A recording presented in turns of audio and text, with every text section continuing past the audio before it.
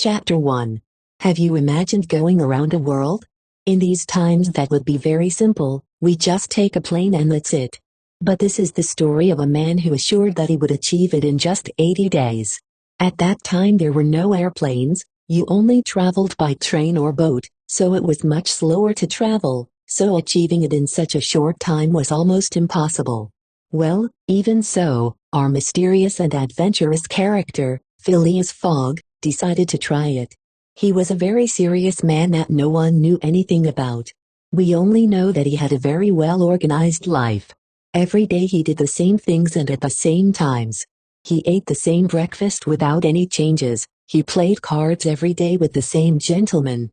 He liked being at the Royal Club, and although he knew a lot on many topics, he hardly talked to his playmates. Our adventurer lived in London in a large house with his servant, from whom he always demanded punctuality and that everything be in order. He was so exaggerated about these things that one day he decided to fire him because he brought him shaving water half a degree less hot than it should be. Imagine how demanding and perfectionist he was.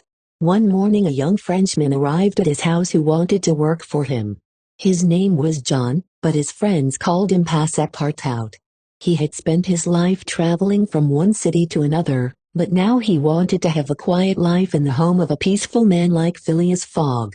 "I've been told that you're a good boy, so I want you to work for me. Just tell me one thing, what time does your watch say?" Fogg said. 11:22, answered Pickleport, taking his silver watch from his pocket. It's 4 minutes late. You should set it at 11:29, the time you start working for me, he replied. Phileas, while he got up to leave. Meanwhile, Passepartout set his watch at the indicated time with a big smile. Suddenly he heard the door close. His new master had gone to play cards at the Royal Club. Chapter 2. While he was alone in Fogg's large mansion, he dedicated himself to studying all the tasks he had to do, the schedules, the temperature of the water, the things he would prepare every day, in short, each of the requirements necessary to never be fired. Very calmly he explored the entire house, the rooms, the kitchen, the large library and finally his bedroom. This is wonderful.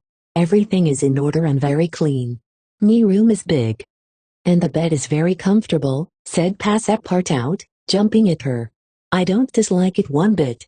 This Phileas guy will be quite demanding, but I already like him very much. Meanwhile, Fogg arrived at the Club Royal. He ate his usual breakfast and read the newspaper as always, at the same table and chair as every day.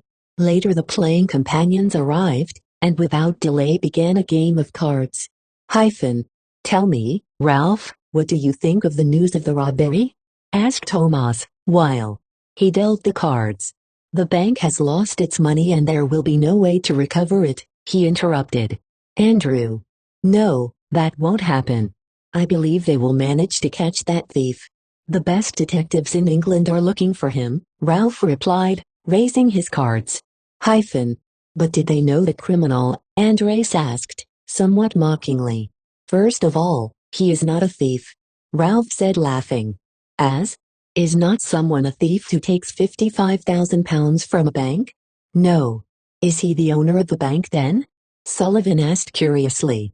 The newspaper says that he is a gentleman, said Phileas Fogg calmly, as he drew the first card from him. This robbery had happened a few days before. A very elegant man took £55,000 from a bank desk. And you will surely wonder, who leaves so much money on a desk and unattended? Well, those from the Bank of England. There were no guards in that place and the piles of money were within reach. Everyone, because they believed in the honesty of the people who entered that place.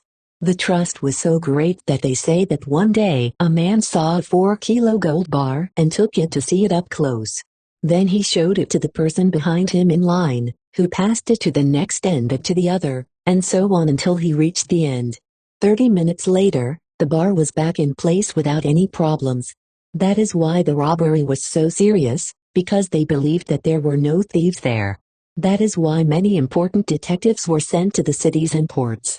Whoever caught the thief would receive a great reward. Since security cameras did not exist in those days, The only information the detectives had were the descriptions of the people who were close to the robbery. They only knew that he was a very well-dressed man, with a kind and polite demeanor. They had some information about what he was like physically, but nothing more. Nobody knew him. The conversation on this topic was of great importance to Phileas's playmates, since Ralph was one of the bosses of that bank. "I think the criminal is very intelligent and they won't be able to catch him," he said. "Andre's very confident. He can't go very far." "Where would he go?" replied Ralph. "I don't know, but I think the earth is very big," Andres responded, laughing. Before it was he said calmly, "Fog. It's your turn, Ralph." Like before. "Did the earth shrink?" Andres continued. "Of course, the land is smaller, because now you travel faster. That will make it easier to catch the thief," said Ralph, throwing down a letter. "Or it will make any criminal escape more easily," Andres replied mockingly. "It's funny that you say the earth is smaller just because you walk around it. Hyphen. Faster, and now it can be turned around in 3 months. 80 days only," he interrupted. Phileas Fogg. "Of course, in 80 days, without taking into account bad weather, train accidents, ship breakdowns, or anything like that," Andres responded. "Counting that, there are also 80.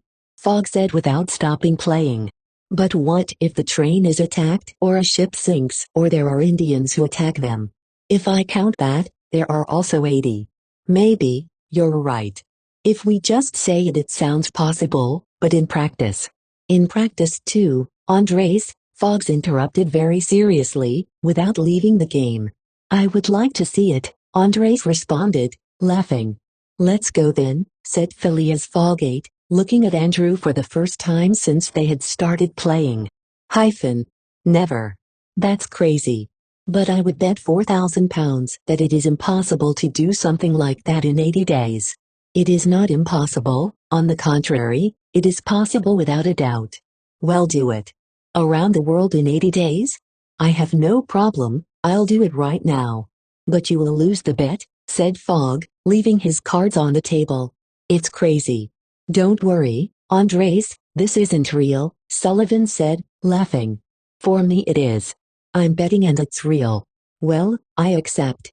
I have £20,000 which I will gladly bet, replied Phileas, standing up. 20,000. Any miscalculation will make you lose that money. It's a joke. True, Andres said, without being able to believe it. I don't make bad calculations and I don't joke when it comes to betting, so my £20,000 are going to help me go around the world in 80 days or less.